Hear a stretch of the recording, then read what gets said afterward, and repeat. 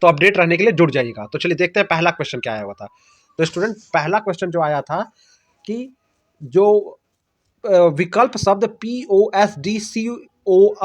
ठीक है, तो पोस्ट कॉब जो शब्द है ये किसने दिया है स्टूडेंट, ठीक है, तो इसका प्रयोग किसने किया है, who has coined the acronym POSDCORB. तो स्टूडेंट ये जो पोस्ट कॉर्ब वर्ड है इसको क्वाइन किया है, ध्यान से देखिएगा, गुलिक एंड उर्विक। गुलिक एंड उर्विक जो है आपका राइट आंसर हो जाएगा स्टूडेंट।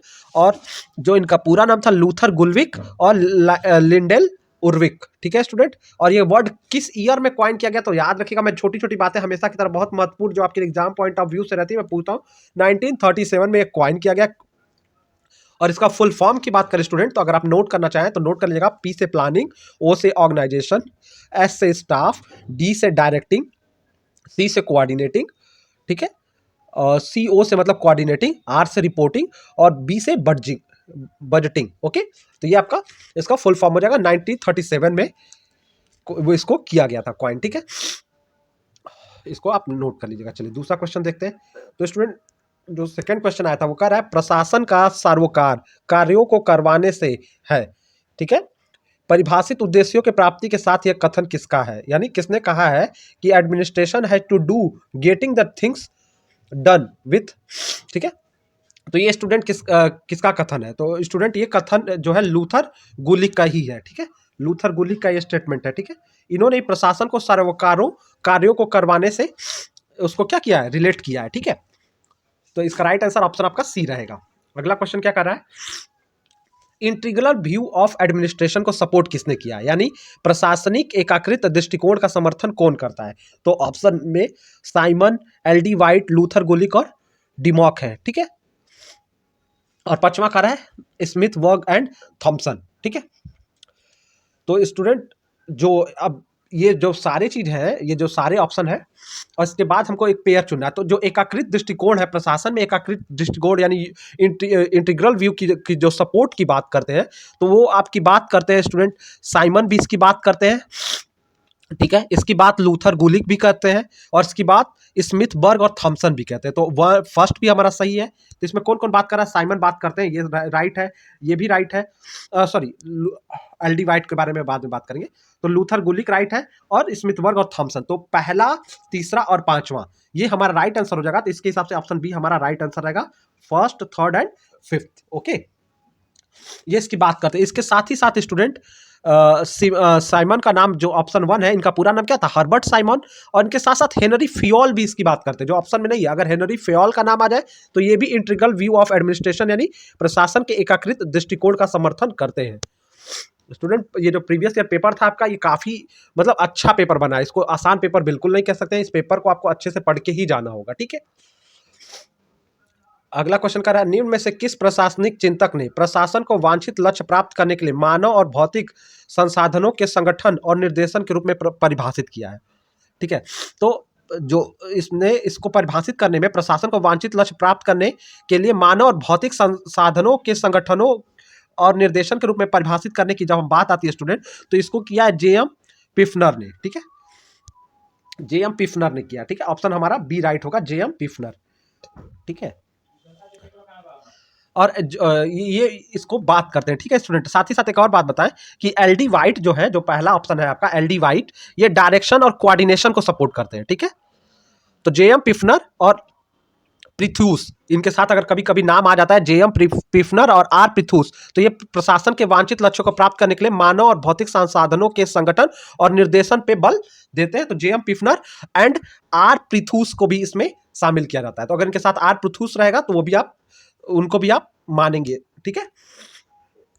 चलिए अगला क्वेश्चन, ये तो अभी हमने देख लिया, ये डबल रिपीटेड हो गया, ठीक है। ओके, अगला क्वेश्चन कह रहा है, जरा ध्यान से देखिएगा। अगला क्वेश्चन कह रहा है कि मतलब जो कथन दिया गया है उसमें हमको देखना है कि कौन सा कथन है। तो स्टूडेंट ये सब यूजीसी नेट जो आपका एग्जामिनेशन होता है वहां से भी क्वेश्चन आपके एग्जामिनेशन में डाले गए थे, इसीलिए मैं कहता हूँ ये पेपर आपके लिए आसान नहीं है। तो इसमें कथन ए और कथन आर जो है, जो एक कथन है और उसका आर जो है उसका कारण है, उसको पढ़ना है और देखना है कि सही ऑप्शन क्या है।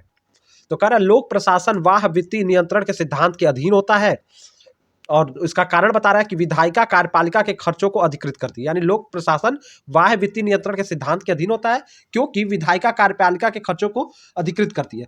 तो ये स्टूडेंट ये दोनों सही पॉइंट है। तो ये हमारा पहला ही आंसर जाएगा कि ए और आर दोनों सत्य है, और जो आर जो है वो ए की सही व्याख्या कर रहा है, तो अब हमारा ए राइट आंसर रहेगा। अगला क्वेश्चन भी देख लेते हैं। अगला भी कुछ इसी तरह का है स्टूडेंट, तो ध्यान से देखिएगा। अगला क्वेश्चन क्या कर रहा है, जरा देखिए।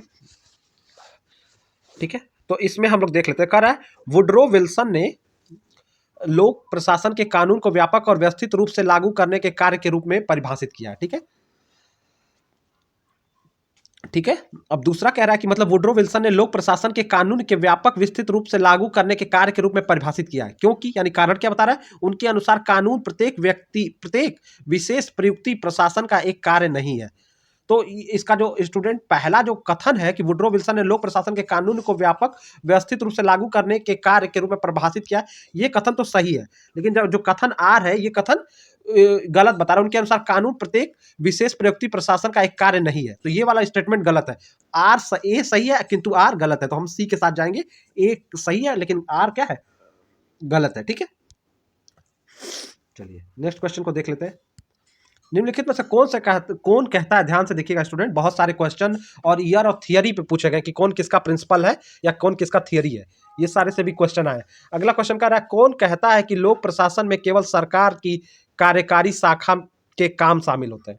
तो कौन ये बोल रहा है कि लोक प्रशासन में केवल सरकार के कार्यकारी शाखा के काम शामिल होते हैं। तो ये स्टूडेंट लूथर गुलिक ने इसको कहा है। लूथर गुलिक ने इस कथन को कहा है कि लोक प्रशासन में केवल सरकार की कार्यकारी शाखा जो होती है कि काम शामिल होते हैं, लूथर गुलिक। तो ऑप्शन सी आपका राइट रहेगा, इसका आंसर हो जाएगा। मतलब अगला प्रश्न देख लेते हैं। स्टूडेंट थोड़ी तबियत नहीं ठीक है, इसलिए हो सकता है वॉइस में आपको प्रॉब्लम आ सकती है बीच में, लेकिन आप थोड़ा कॉपरेट करिएगा और वीडियोस को शेयर कर लीजिएगा, ठीक है, अपने फ्रेंड्स से, ताकि हमको सपोर्ट मिलता रहे। आप हमें कमेंट करके बताएगा कि आप किस कॉलेज से हैं और हमारे वीडियोस को देख रहे हैं, और आप किस सब्जेक्ट के प्रीवियस ईयर पेपर और चाहते हैं, हमें कमेंट करके बताइएगा। क्योंकि आपके एग्जामिनेशन बहुत पास है, तो आप अच्छे से तैयारी करते रहिए, और हमारी जो हेल्प हो वो हमें कमेंट करके या हमारे व्हाट्सएप ग्रुप में हमें बता सकते हैं, या टेलीग्राम ग्रुप में भी हमें जुड़कर मैसेज कर सकते हैं। लिंक आपको वीडियो के डिस्क्रिप्शन में मिल जाएगा। अगला क्वेश्चन क्या कर रहा है, लोक प्रशासन में सरकार की सभी गतिविधियां शामिल है, चाहे वह विधान की शाखा हो, कार्यकारी शाखा की, ठीक है, या सरकार की न्यायिक शाखा के इस कथन से झलकता है। यानी लोक प्रशासन में सरकार की सभी गतिविधियां शामिल है, चाहे वह विधान की शाखा हो या कार्यकारी शाखा या सरकार की न्यायिक शाखा। तो इस कथन से हमें क्या पता चलता है, तो स्टूडेंट ये कथन जो है प्रशासन के व्यापक दृष्टिकोण को दिखाता है, प्रशासन के व्यापक दृष्टिकोण को ही ये बता रहा है। ठीक है, उसके मतलब व्यापक मतलब बड़े स्तर पे उसको परिभाषित करने की कोशिश कर रहा है, बताने की कोशिश कर रहा है। तो बी हमारा राइट आंसर रहेगा। अगला क्वेश्चन देखते हैं। अगला क्वेश्चन क्या कर रहा है, सभी उपक्रमों की योजना, संगठन, निर्देशन, समन्वय और नियंत्रण की जरूरत होती है, और अच्छे ढंग से काम करने के लिए सभी को समान सिद्धांतों का पालन करना चाहिए। ठीक है, यानी जो सभी उपक्रमों की योजना, संगठन, निर्देशन, समन्वय और नियंत्रण की जरूरत होती है, यानी planning, organisation, command, coordination, control की जरूरत होती है कि जो कार्य हो अच्छे ढंग से संपन्न हो। ये किसने कहा है, तो ये स्टूडेंट ये हेनरी फेयोल का स्टेटमेंट है। ऑप्शन सी हो जाएगा, हेनरी फेयोल। ठीक है, चलिए अगला क्वेश्चन क्या कर रहा है, हमारे सामने कई प्रशासनिक विज्ञान नहीं है, हमारे सामने अब कई प्रशासनिक विज्ञान नहीं है, बल्कि एक ही है, यानी एक ही प्रशासनिक विज्ञान है, ये कह रहा है, जो लोक और निजी दोनों मामले पे एक समान रूप से लागू होता है। ये कथन किसका है, तो स्टूडेंट ये जो कथन है ये किसका है, ये भी कथन हेनरी फेयोल का ही है। तो ऑप्शन बी हमारा राइट हो जाएगा। हेनरी फेयोल ने कहा है कि अब हमारे सामने कई प्रशासनिक विज्ञान नहीं है, बल्कि एक है जो दोनों मामलों में समान रूप से लागू होता है। ठीक है, इक्वली दोनों पे डिस्ट्रीब्यूट होता है, प्राइवेट अफेयर्स पे भी और पब्लिक अफेयर्स पे भी। ठीक है, तो आपका ऑप्शन बी राइट हो जाएगा। ठीक है, अगला प्रश्न देखते हैं। निम्नलिखित में से किन प्रशासनिक चिंतकों ने लोक एवं निजी प्रशासनों में भेद का समर्थन किया है। तो किसने मतलब प्रशासनों में भेद का समर्थन की बात करते हैं स्टूडेंट, तो प्रशासनों में मतलब किस चिंतक ने लोक एवं निजी प्रशासनों में, लोक यानी पब्लिक और प्राइवेट एडमिनिस्ट्रेशन में क्या है जो उसकी चिंतकों मतलब वो क्या करता है, भेद यानी डिफरेंस की बात करता है। ठीक है, तो प्रशासनिक में और लोक में और निजी प्रशासनों में भेद का समर्थन कौन कौन करता है स्टूडेंट, तो इसमें पहला ऑप्शन जो है पॉल एच एपलाबी भी करते हैं, तो ये तो करते ही है। साथ ही साथ फॉलेट नहीं करते हैं, जोसिया स्टम करते हैं और हर्बर्ट साइमन करते हैं। तो हमारा ऑप्शन सही हो जाएगा 1, 3 एंड 4। तो इसका आंसर हो जाएगा 1, 3 एंड 4।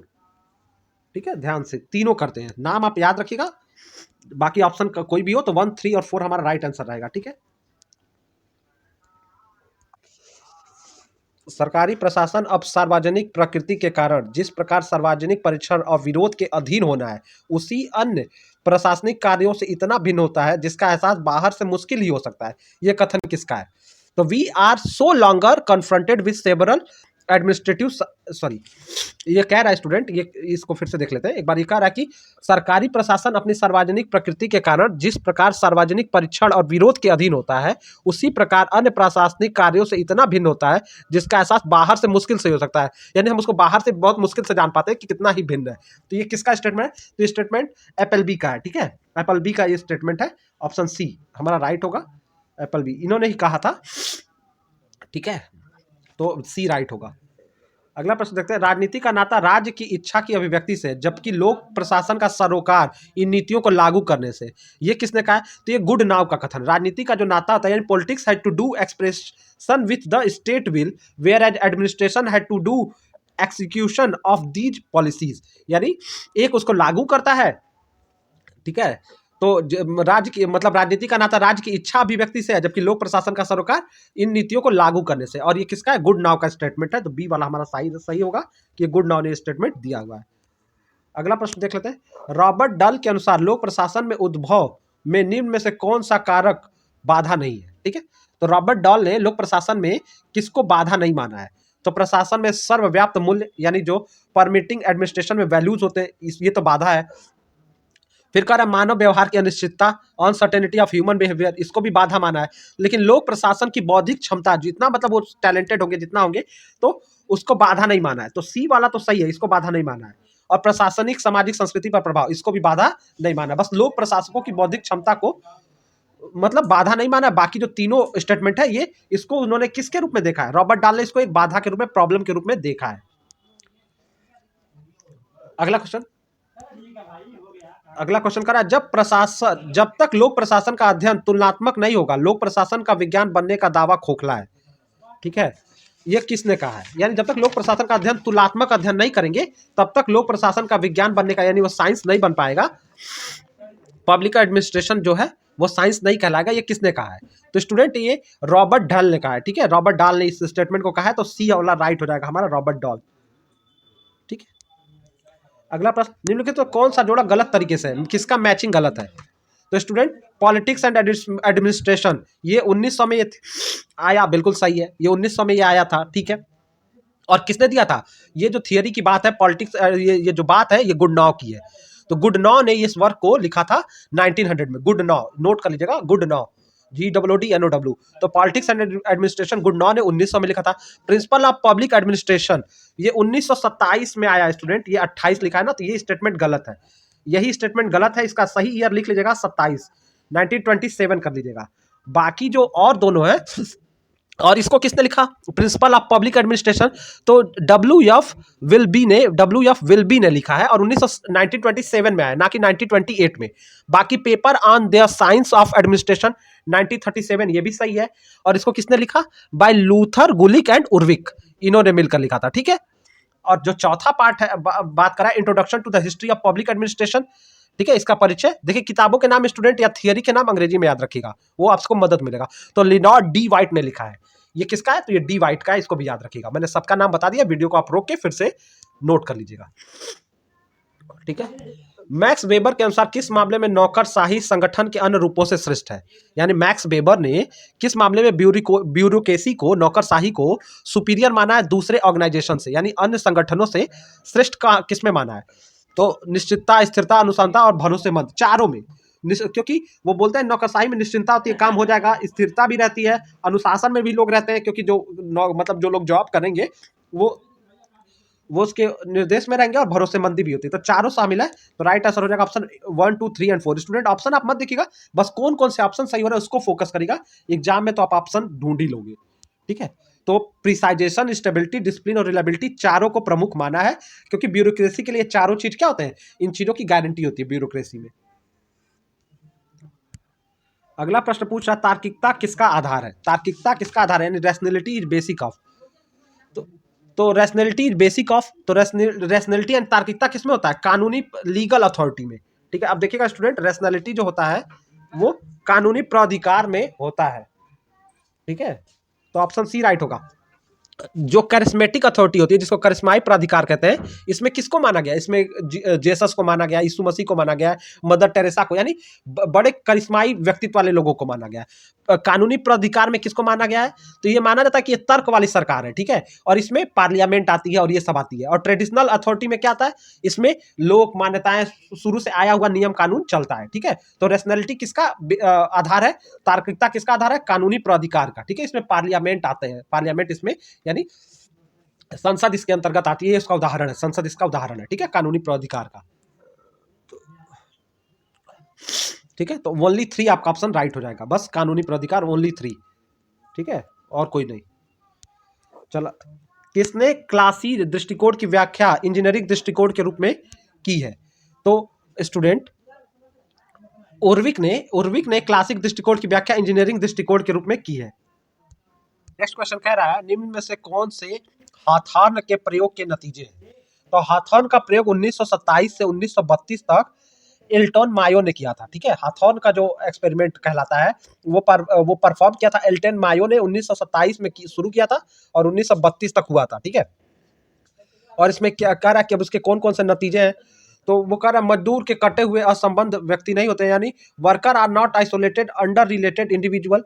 ठीक है, फिर तो ये तो ठीक लग रहा है, मजदूर केवल आर्थिक कारक से ही प्रेरित नहीं होते हैं, मतलब बस इकोनॉमिक कारण के ना प्रेरित नहीं होते हैं।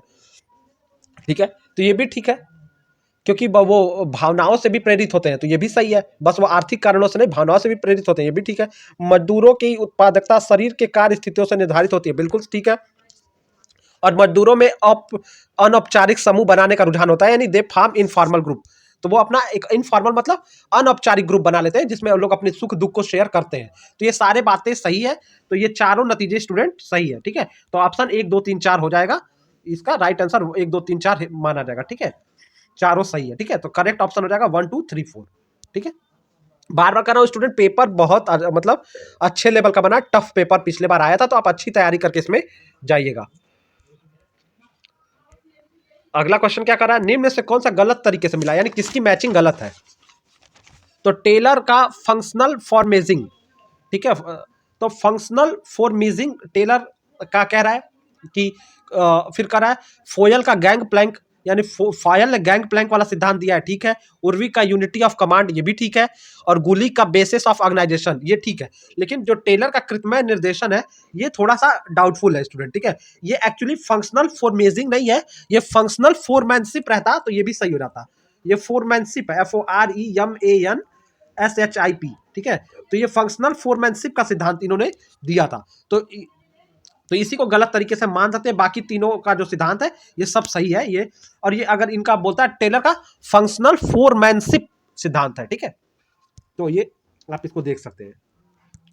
अगला क्वेश्चन, व्यवहारवादी उपागम किस बात पर ध्यान केंद्रित करता है। तो व्यवहारवादी उपागम में किस पर ध्यान केंद्रित किया जाता है, तो कह रहा है संगठनों में अंतर व्यक्तिक संबंध, तो नहीं, इस पे तो वो इंटरपर्सनल रिलेशन पे काम नहीं करता है। ठीक है, तो ये तो गलत हो गया। फिर कह रहा है संगठनों में प्रबंधकीय प्रक्रिया, ये भी गलत है। संगठनों में निर्णय निर्माण, ये भी गलत है। संगठनों में व्यक्ति और समूहों का वास्तविक व्यवहार, तो ये ठीक है स्टूडेंट, तो डी वाला ऑप्शन सही है।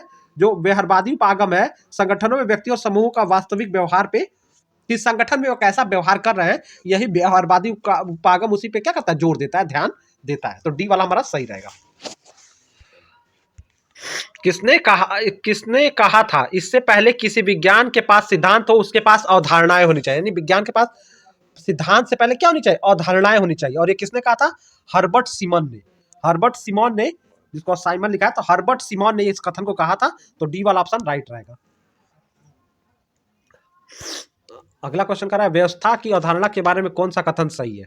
ठीक है, तो व्यवस्था की अवधारणा के बारे में कौन सा कथन सही है। पहला कह रहा है यह कई उप व्यवस्थाओं वाली एकीकृत पूर्णता है, ये ठीक है, ये ठीक है, ये वाला पहला कथन तो सही कहा है कि व्यवस्था के बारे में। दूसरा कह रहा है उप व्यवस्थाएं एक दूसरे से स्वतंत्र होती है, नहीं, वो एक दूसरे से जुड़ी हुई होती है, एकदम अलग रहेंगी तो वो व्यवस्था का पार्ट ही नहीं रहेंगी। ठीक है, तो ये गलत है, ये वाला स्टेटमेंट गलत हो गया। तीसरा कह रहा है ये एक पहचान योग, इसकी एक पहचान योग सीमा है जो इसके परिवेश से अलग करती है, ठीक है, और यह परिवेश से निरंतर संपर्क में रहता है। तो 1, 3 और 4 आपका राइट आंसर हो जाएगा। तो ऑप्शन सी आपका राइट हो जाएगा, 1, 3 एंड 4, ठीक है। ओके, अनौपचारिक संगठन, इनफॉर्मल ऑर्गेनाइजेशन क्या होता है? तो इनफॉर्मल संगठन में क्या होता है? पहला कह रहा है लागू, दूसरा कह रहा है भावनात्मक। तो लागू तो नहीं होता है, ठीक है, लागू इनफॉर्मल जो लागू गलत हो गया। भावनात्मक होता है, 2 वाला तो सही हो गया। व्यक्तिकरण यानी जो इनफॉर्मल होगा, जो फॉर्मल होगा उसमें व्यक्तिगत नहीं होगा, पर्सनली लोग एक दूसरे से नहीं जुड़ेंगे, प्रोफेशनली जुड़ेंगे, ठीक है। लेकिन जब इनफॉर्मल होगा तो लोग इमोशनली जुड़ेंगे, पर्सनली जुड़ेंगे, ठीक है। तो भावनात्मक रूप से जुड़ेंगे, व्यक्तिगत जुड़ेंगे। तो दूसरा तीसरा भी होगा, मतलब ये सही है, तीसरा भी सही है। चौथा परंपरागत जुड़ेंगे, ये मतलब शुरू से ही भावनाओं से कनेक्ट रहेंगे तो परंपरागत चलेंगे। और तार्किक मतलब अलिखित, तो ये अलिखित भी सही है, तार्किक नहीं होंगे क्योंकि तार्किक तो फॉर्मल में होता है। तो 2, 3, 4 और 6, तो ऑप्शन सी हमारा सही रहेगा। 2, 3, 4, 6 होता है फॉर्मल में, और ठीक इसके उल्टा होगा, इनफॉर्मल में होता है 2, 3, 4, 6, भावनात्मक, व्यक्तिगत, परंपरागत, अलिखित। और अगर फॉर्मल पूछेगा तो लागू होगा, तार्किक होगा, भावनात्मक के जगह पे मतलब भावनात्मक नहीं होगा, प्रोफेशनल होगा, ठीक है। तो इसके ठीक उल्टा ही होगा। टेलरवाद के मुख्य आलोचक कौन है? तो टेलरवाद ने का जो सिद्धांत FW टेलर ने दिया था, तो इसके मुख्य आलोचक क्रिटिक कौन है स्टूडेंट? तो एल्टोन मेयो जो है इसके क्या है, सबसे बड़े आलोचक है। इनके साथ ही साथ स्टूडेंट ब्रेवमैन, हेनरी फोर्ड, ये सब लोग टेलरिज्म यानी टेलर के आलोचक रहे हैं, ठीक है। MP फोलेट, HA साइमन और CI बर्नार्ड ये इनके सपोर्टर के रूप में रहे हैं, ठीक है। और एल्टन मायो ने कौन सा सिद्धांत दिया था? तो जैसे टेलर ने टेलरिज्म का दिया था, तो इन्होंने क्या दिया था?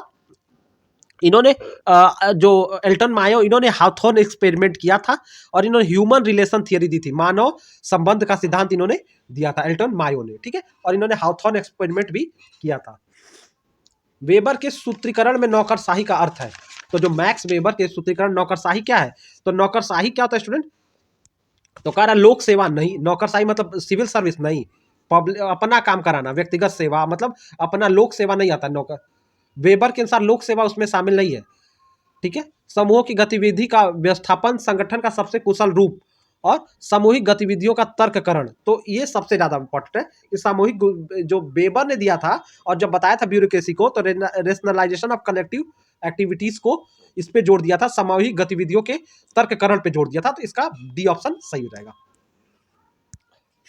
इसके लिए नौकरशाही एक महाद्वीपीय कंटक था, यानी कॉन्टिनेंटल नुआंसेस। याद रखिएगा, बहुत इंपॉर्टेंट क्वेश्चन है, नेट तक में पूछा गया है। तो कॉन्टिनेंटल नुआंसेस की बात कौन करता है? तो थॉमस कार्लाइल करता है। कौन करता है? याद रखिए, कॉन्टिनेंटल नुआंसेस, जैसे ये शब्द आएगा कॉन्टिनेंटल नुआंसेस, तो आप थॉमस कार्लाइल का आंसर लगा दीजिएगा, जिसको महाद्वीपीय कंटक कहते हैं। तो थॉमस कार्लाइल ने इसका प्रयोग किया है। वैज्ञानिक प्रबंध सबसे महत्वपूर्ण प्रतिरोध कहां से आया? तो वैज्ञानिक प्रबंध का सबसे महत्वपूर्ण प्रतिरोध कहां से आया, यानी जो साइंटिफिक मैनेजमेंट था जिसको आप कह सकते हो, तो उसका सबसे ज्यादा विरोध कहां से आया, यानी टेलरिज्म। तो उसके खुद के जो साइंटिफिक मैनेजमेंट थियरी, ये टेलर की ही दी हुई है, जिसको टेलरिज्म भी कहते हैं, ठीक है। तो FW टेलर, इसी को फादर ऑफ साइंटिफिक मैनेजमेंट, यानी वैज्ञानिक मैनेजमेंट को हिंदी में आप जो भी कहें, व्यवस्था या जो भी, तो उसके फादर माने जाते हैं। अंग्रेजी में ही याद रखिएगा कि साइंटिफिक मैनेजमेंट के फादर FW टेलर माने जाते हैं। और इनका विरोध इनके वर्कर्स ने ही किया था, ठीक है। तो वर्कर्स और साइंटिफिक मैनेजमेंट के फादर या थियरी ये किसकी है? तो FW टेलर की है। और 1911 में ये थियरी दी थी। अगर ये थियरी किस ईयर में आई थी, साइंटिफिक मैनेजमेंट वाली थियरी, जिसको आप क्या कहते हैं, वैज्ञानिक प्रबंध, ये 1911 में आई थी, ठीक है। ये भी मैं आपको बता दे रहा हूँ, नोट कर लीजिएगा। नौकरशाही के वेबरी मॉडल का बुनियादी गुण क्या है? तो नौकरशाही का जो वेबरियन यानी वेबरियन मॉडल है, उसमें क्या मुख्य बात की थी? तो इन्होंने जो व्यक्तिक अव्यवस्था नहीं, योग्यता का क्षेत्र नहीं, पद सोपान की हायरार्की, यानी चरण दर चरण, मतलब कौन बड़ा कौन छोटा, पद सोपान की बात की थी, ठीक है। तो ये इनका मुख्य गुण था, ठीक है। ठीक है स्टूडेंट, तो आप आराम से वीडियो को शेयर भी कर दीजिए फ्रेंड से, और स्टूडेंट आप हमारे चैनल को सब्सक्राइब कर सकते हैं। हम सारे प्रीवियस ईयर पेपर आपको टाइमली और अच्छे ढंग से समझाने की कोशिश करते हैं, टाइमली आपको प्रोवाइड भी कराते हैं। फायल के अनुसार किसी औद्योगिक उपक्रम की गतिविधियां हैं। तो फायल ने क्या माना है? तो फायल ने स्टूडेंट 5 फंक्शन जो है इंडस्ट्रियल मतलब औद्योगिक उपक्रम के 5 गतिविधियों की बात की है। और वो 5 गतिविधियां क्या हैं? जो ऑप्शन ए है, इनके 5 फॉयल ने 5 गतिविधियों की बात की, और जो पहला ऑप्शन ही है वही आपका सही है। इसमें क्या कहता है? प्लानिंग यानी नियोजन, ऑर्गेनाइजेशन यानी संगठन, कमांड यानी निर्देश, कोऑर्डिनेशन यानी तालमेल, और कंट्रोल मतलब नियंत्रण। तो फयाल ने 5 मेजर स्टेज की या फंक्शन की बात की है जो इंडस्ट्रियल अंडरटेकिंग में जरूरी होते हैं, ठीक है, वो औद्योगिक उपक्रम में जरूरी होते हैं। साइमन के बारे में कौन सा कथन सही है? तो साइमन के बारे में कौन सा कथन सही है स्टूडेंट? उन्होंने प्रशासन के निर्णय निर्माण का समतुल्य बनाया, ये ठीक है, साइमन ने ऐसा किया था। उन्होंने संरचनात्मक उपागम के तौर पर निर्णय निर्माण पे जोर दिया, निर्णय लेने पे जोर दिया, बिल्कुल ठीक है। उन्होंने तार्किक एंड रैशनैलिटी की बात की, लॉजिकल की बात की, तो ये भी उन्होंने बात की, ठीक है। यहाँ पे पॉजिटिविज्म दे दिया है, इसको रैशनैलिटी होना चाहिए था, लॉजिकल रैशनैलिटी होना चाहिए स्टूडेंट यहाँ पे। और यहाँ पे हिंदी में लिखा है तार्किक तार्किकतावा, तो ये ठीक है। तो तीनों सही हो गया। चौथा, उन्होंने नियोजन और अनियोजन में भेद कर दिया, मतलब बताया कि क्या प्लानिंग है और क्या आपका प्रोग्राम्ड है और क्या नॉन प्रोग्राम्ड है, ठीक है। तो ये सही है, तो ऑप्शन आपका क्या हो जाएगा? चारों हो जाएगा, तो डी वाला ऑप्शन आपका राइट हो जाएगा। 1 2 3 4।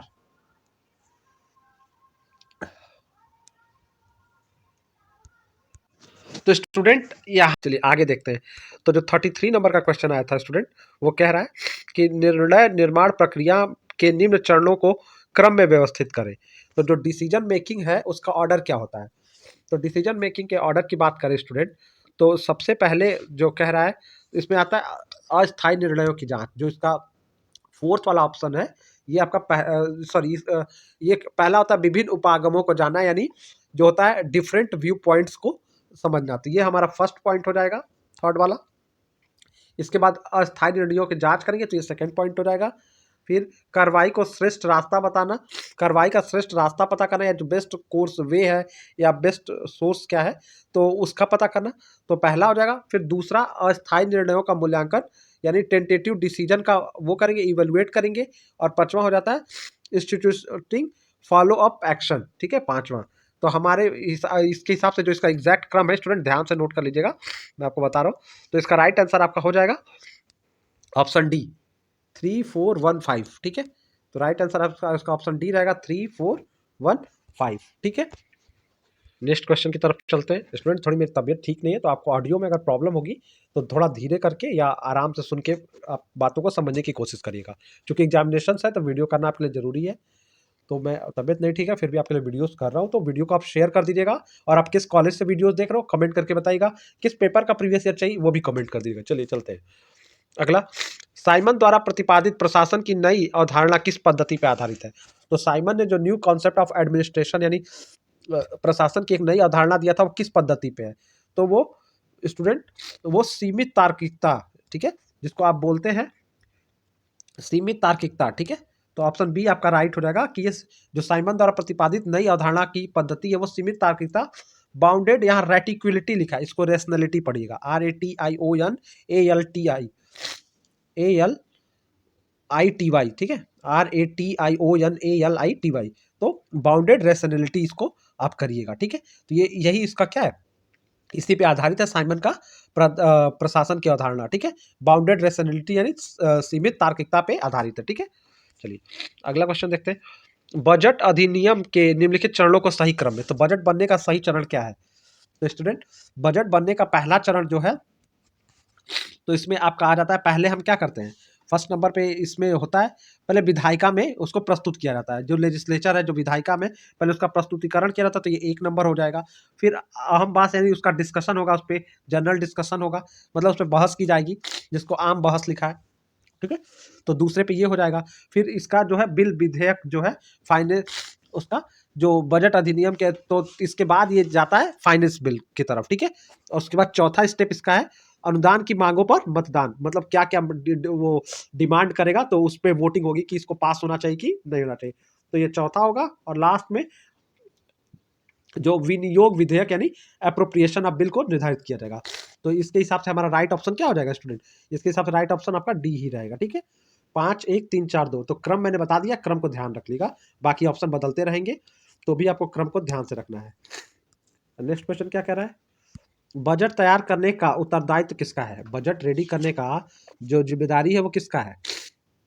तो स्टूडेंट ये काफ़ी अच्छा क्वेश्चन है कि preparation of budget is responsibility of home. तो ये इकोनॉमिक अफेयर्स करता है, ये क्वेश्चन आप आराम से कर लेंगे। आर्थिक मामले विभाग का ये डिपार्टमेंट ऑफ इकोनॉमिक अफेयर्स यानी आर्थिक मामलों का विभाग इसको तय करता है। बजट तैयार करने का जो जिम्मेदारी है वो उन्हीं की है। नेक्स्ट क्वेश्चन भी देख लेते हैं स्टूडेंट। तो कह रहा है निम्न में से कौन सा बजट निर्माण का सिद्धांत नहीं है? बजट निर्माण के सिद्धांत में क्या नहीं है? तो कह रहा है बजट संतुलित होना चाहिए, ये तो ठीक है, ये सिद्धांत है, ठीक है। बजट शुद्ध होना चाहिए, सकल नहीं, budget should be and not be grass. तो बजट क्या होना चाहिए? शुद्ध होना चाहिए और सकल नहीं होना चाहिए, ठीक है। तो ये भी ठीक है। और क्या कर, आकलन सटीक होना चाहिए। बजट में कोई सटीक आकलन नहीं होता है, आकलन होता है बस, लेकिन वो आकलन सटीक हो कि हम इतना रुपया ही खर्च करेंगे इस पे, तो वो आसपास का डेटा होता है, सटीक नहीं होता है। तो ये इसका सिद्धांत नहीं है। बाकी जो और सारे हैं वो सिद्धांत हैं, ठीक है। तो बजट का आकलन सटीक होना चाहिए, ये बजट का सिद्धांत नहीं है। और रूल ऑफ लैप्स यानी कालातीत का नियम, ये बजट का सिद्धांत है, ठीक है। तो ये तीनों हैं और बाकी सी वाला नहीं है, ठीक है। तो आपका option estimating should be close, जो एस्टिमेट होता है वो क्लोज होना चाहिए, ये बजट की फीचर नहीं है, ध्यान रख लीजिएगा। ये किसका कथन है कि वित्तीय प्रशासन आधुनिक सरकार का मर्म है, यानी financial administration is at core of modern government. तो कौन कह रहा है वित्तीय प्रशासन आधुनिक सरकार का मर्म है? तो ये फुलटन कमेटी ने ये निष्कर्ष दिया था, ठीक है। वित्तीय प्रशासन आधुनिक सरकार का मर्म है, ये फुलटन कमेटी का दिया हुआ है, ठीक है। और ये फाइनेंस के ऊपर था। ये फुलटन कमेटी गठित भी की गई थी फाइनेंस के ऊपर, वित्तीय प्रशासन के ऊपर। जो हुनर आयोग था स्टूडेंट, आप नोट करना चाहें तो हुनर कमीशन जो था ये एजुकेशन, शिक्षा को लेकर गठित किया गया था, फाइनेंस को लेकर नहीं किया गया था, एजुकेशन, ठीक है। जो साइमन कमीशन था वो कॉन्स्टिट्यूशनल रिफॉर्म यानी संविधान में सुधार के लिए किया गया था, तो नोट कर लीजिएगा, ठीक है। और फुलटन कमेटी जो थी वो फाइनेंशियल एडमिनिस्ट्रेशन के लिए की गई थी, ठीक है। चलिए नेक्स्ट क्वेश्चन क्या कर रहा है वो भी देखते हैं। बजट के साथ विधायिका में निम्न में से कौन से दस्तावेज दिए जाते हैं, यानी प्रस्तुत किए जाते हैं? तो बजट के साथ विधायिका के कौन से दस्तावेज प्रस्तुत किए जाते हैं, ठीक है। तो स्टूडेंट बजट के साथ विधायिका में से स्टूडेंट जो ये पहले का स्मृति पत्र एंड मेमोरेंडम जारी किया जाता है तो किया जाता है। अनुदान मांगों का सारांश यानी जो समरी होता है वो डिमांड का कि वो क्या है, क्या करना है, तो इसको भी प्रस्तुत किया जाता है, तो ये भी होगा। फिर जो होता है डिमांड फॉर ग्रांट के बाद एप्रोप्रिएशन ऑफ बिल होता है, यानी विनियोग विधेयक भी पेश किया जाता है, तो ये भी ठीक है, इसका भी दस्तावेज देना पड़ता है। फिर वित्त विधेयक आता है, फिर आर्थिक सर्वेक्षण, ठीक है। तो ये सारी चीजें हैं, ठीक है। तो ये आर्थिक सर्वेक्षण, ठीक है, ये है, सॉरी वित्त विधेयक है। और जो आपका आर्थिक सर्वेक्षण है ये नहीं किया जाता है। आर्थिक मतलब फाइनेंशियल जो बिल वो होता है तो वो नहीं पेश किया जाएगा, ठीक है। जब विधायिका के साथ दस्तावेज प्रस्तुत करने की बात आएगी तो इसको प्रस्तुत नहीं किया जाएगा, आर्थिक सर्वेक्षण को नहीं किया जाएगा। तो स्टूडेंट 1 2 3 एंड 4 हमारा आंसर हो जाएगा, तो हमारा राइट आंसर ऑप्शन डी हो जाएगा, 1 2 3 एंड 4, ठीक है। अगला क्वेश्चन क्या कह रहा है, नियंत्रक एवं महालेखा परीक्षक की टीका टिप्पणी पर उचित कार्रवाई करने के लिए अंतिम जिम्मेदारी किसकी है? तो स्टूडेंट जो नियंत्रक और महालेखा परीक्षक होता है, ठीक है, C&AG जो होता है उस पर टिप्पणी करने के लिए अंतिम जिम्मेदारी किसकी है? तो उस पर टिप्पणी कौन कर सकता है? संसद कर सकती है। नियंत्रक एवं महालेखा परीक्षक पे आखिरी टिप्पणी कौन कर सकता है? पार्लियामेंट कर सकता है। तो राइट आंसर आपका सी हो जाएगा, पार्लियामेंट, ठीक है। तो सी वाला आपका राइट होगा। अगला क्वेश्चन क्या कर रहा है, भारतीय संविधान में निम्न से कौन सी धारा में बजट शब्द का इस्तेमाल किया? बहुत इंपॉर्टेंट क्वेश्चन है, कई बार पूछा जाता है स्टूडेंट। तो बजट में का प्रावधान किस आर्टिकल में किया गया, ठीक है। तो बजट शब्द का प्रयोग किया गया है आर्टिकल 112 में, ठीक है। आर्टिकल 112 में किया गया बजट का यूज, लेकिन इसको क्या बोला गया? इसको बजट ना कह के क्या बोला गया?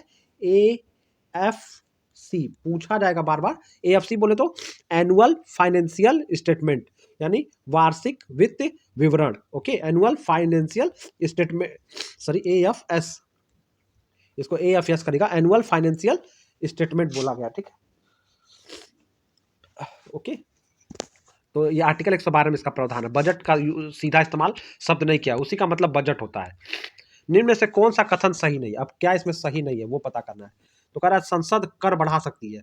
संसद कर नहीं बढ़ा सकती है स्टूडेंट, ये आपको याद रखना है। संसद या तो कर को कम कर सकती है या खत्म कर सकती है, लेकिन संसद जो है टैक्स को बढ़ा नहीं सकती। तो गलत हो गया, संसद घटा नहीं सकती है। घटा सकती है ना, मैंने बताया था। तो कौन सा कथन सही है बताना है। तो घटा नहीं सकती है, तो लिखा अगर घटा सकती होता तो सही होता, तो ये भी स्टेटमेंट गलत हो गया। संसद कर समाप्त कर सकती है, बिल्कुल ठीक है, मैंने बोला ना संसद कर बढ़ा नहीं सकती, ये भी ठीक है। संसद कर घटा सकती है, ठीक है। तो 2, 3, 4 हमारा सही है। तो 2, 3, 4 किस में है? ऑप्शन सी में। 2, 3, 4 हमारा राइट आंसर है। 2, 3, 4 ओके। चलिए नेक्स्ट क्वेश्चन की तरफ चलते हैं। निम्न में से कौन सा गलत स्टेटमेंट है, कौन सा कथन गलत है? ठीक है, देख लेते हैं। तो कह रहा है, जरा ध्यान से देखते हैं स्टूडेंट। तो क्या कह रहा है कि राज्यसभा धन विधेयक अस्वीकार कर सकता है। तो Rajya Sabha can reject a money bill, नहीं, राज्यसभा किसी भी बिल को रिजेक्ट नहीं कर सकता है, तो ये गलत है। दूसरा कह रहा है Rajya Sabha can make recommendation on money bill, वो मनी बिल पे सिफारिश कर सकता है कि ये चीजें और जोड़ी जाए, ये ठीक है, ये स्टेटमेंट ठीक है। फिर कह रहा है राज्यसभा धन विधेयक अस्वीकार नहीं कर सकता, ये बात सही है। अस्वीकार कर सकता है नहीं, ये गलत है, और अस्वीकार नहीं कर सकता ये सही है, ठीक है। तीसरा, राज्यसभा धन विधेयक को 14 दिन के भीतर लोकसभा को लौटाना चाहिए।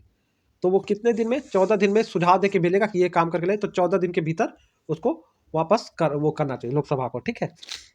अस्वीकार नहीं कर सकता है, वापस करता है, रिकमेंडेशन दे सकता है कि ये सलाह दे रहे हैं, ये कर लीजिए, ठीक है। और अगला कर रहा है राज्यसभा धन में संशोधन कर सकता है, तो धन में संशोधन कर सकता है, तो ठीक है, तो ये कर सकता है। धन में संशोधन नहीं कर सकता। धन में संशोधन करने का अधिकार राज्यसभा को नहीं, लोकसभा को है, तो ये भी नहीं कर सकता है। तो अब स्टूडेंट पूछा है कौन सा सही, नहीं पूछा है, मैंने सही भी बता दिया। सही पूछेगा तो 2, 3, 4 होगा, गलत पूछा है तो 1 और 5 होगा। तो राइट आंसर हो जाएगा 1 और 5 गलत है। आपको बस याद रखना कि क्या कर सकता है, ठीक है। तो 1 और 5 आपका गलत है, बाकी आपका 2, 3, 4 सही है। आई होप आपको समझ में आ रहा होगा मेरी बातें, ठीक है। स्टूडेंट वीडियो फास्ट लगेगा तो वीडियो को स्लो कर लीजिएगा। हम समय यूट्यूब की पॉलिसी को के हिसाब से वीडियो को मेंटेन करने के नाते वीडियो को थोड़ा फास्ट रखते हैं। निम्न में से संचित निधि पर प्रभारित खर्च के संबंध में कौन सा कथन सही है, ठीक है। तो कंसिडरेशन ऑफ फंड के रिगार्डिंग कौन सा स्टेटमेंट सही है? स्टूडेंट ये पेपर बिल्कुल आसान नहीं आया था, पेपर आपके नेट लेवल के क्वेश्चन इसमें उठा के डाले गए थे, तो इस पेपर को अच्छे से आप तैयार करके जाइएगा। तो कौन सा कथन सही है पूछ रहा है, संचित निधि पर प्रभारित खर्च के संबंध में। तो संसद में मतदान का विषय है, तो ये तो गलत है, ठीक है। इसमें मतदान तो नहीं हो सकता है संचित निधि पे, प्रचार तो संसद में मतदान का विषय, इस पे संसद में वोटिंग तो हो नहीं सकती है, तो ये गलत है, ठीक है। और दूसरा करा है कि यह संसद में बहस का विषय है, ठीक है, मतदान नहीं हो सकता, इस पर डिस्कशन हो सकता है, ये ठीक है। तीसरा करा है यह केवल लोकसभा में मतदान का विषय है, नहीं, संसद में नहीं है तो लोकसभा में कैसे हो जाएगा? नहीं, यह संसद में चर्चा का विषय नहीं है, चर्चा का विषय है, अभी ऊपर हमने बताया, तो ये भी गलत हो जाएगा।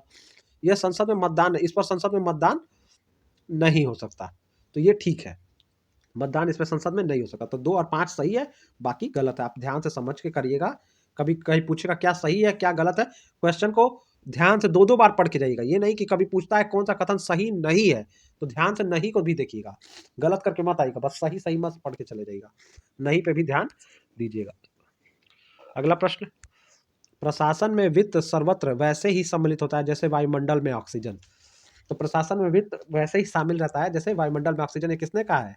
ये मार्स्टेन मार्क्स का है, ये मार्स्टेन मार्क्स ने ये स्टेटमेंट दिया था, ठीक है। इन्होंने कहा था कि finance is universally involve in administration as oxygen, यानी वो ऑक्सीजन के रूप में, ऑक्सीजन जैसे वायुमंडल में होता है वैसे ही प्रशासन में वित्त सम्मिलित रहता है, ये मास्टर मार्क्स का है।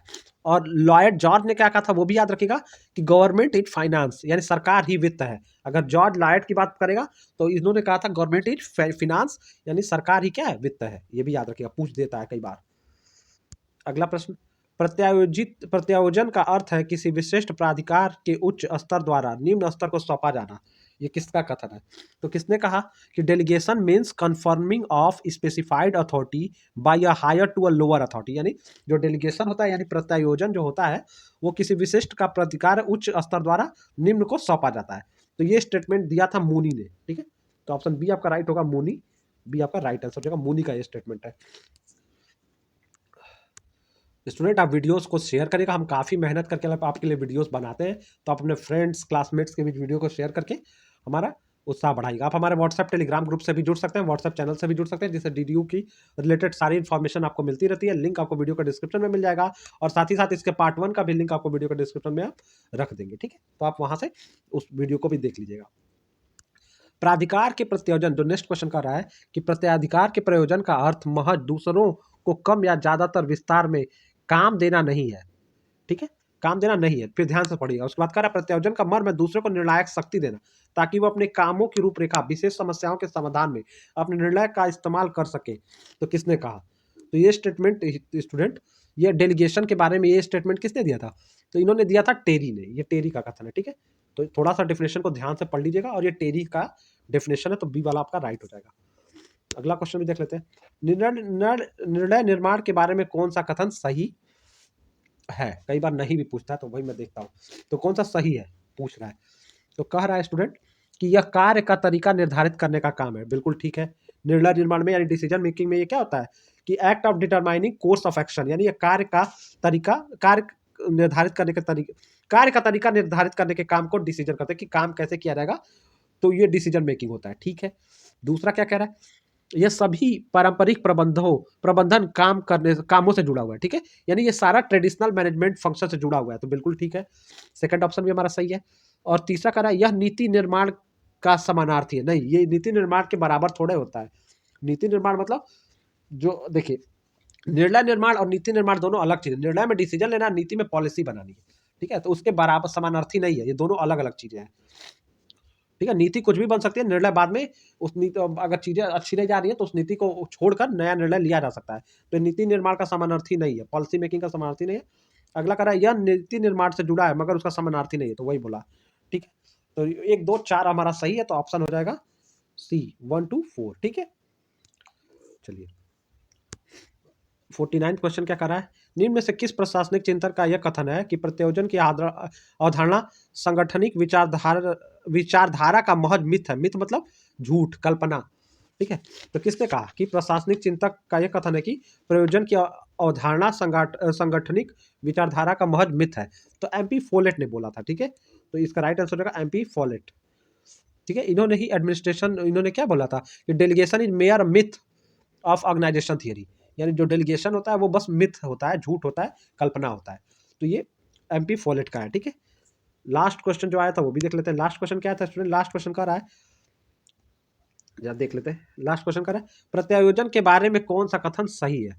अब कौन सा स्टेटमेंट राइट है पूछा है, तो देख लेते हैं। कह रहा है कि यह किसी अधीनस्थ को यह अधिकार देता है कि किसी खास तरीके में वह स्वतंत्र रूप से काम कर सकता है, ठीक है, ठीक है। तो डेलीगेशन देता है कि वो किसी खास तरीके से स्वतंत्र रूप में काम कर सकता है, ठीक है।